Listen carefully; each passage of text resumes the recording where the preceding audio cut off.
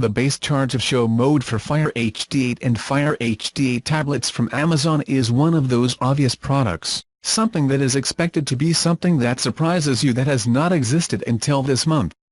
The $39.99 HD8 or $54.99 HD10 base allows you to prop up your tablet and charge it at the same time. It also works with a new Show Mode software feature and Alexa's existing voice controls on Fire tablets to replicate the functionality of Amazon's Echo Show device. I have been using the dual mode charging dock of Show Mode with a Fire HD10 in my kitchen last week, and I have found it to be a suitable replacement for the Echo Show. It has a larger screen, does the same things in terms of features than the Show, and has all the functionality of a Fire HD10 tablet when it is not docked.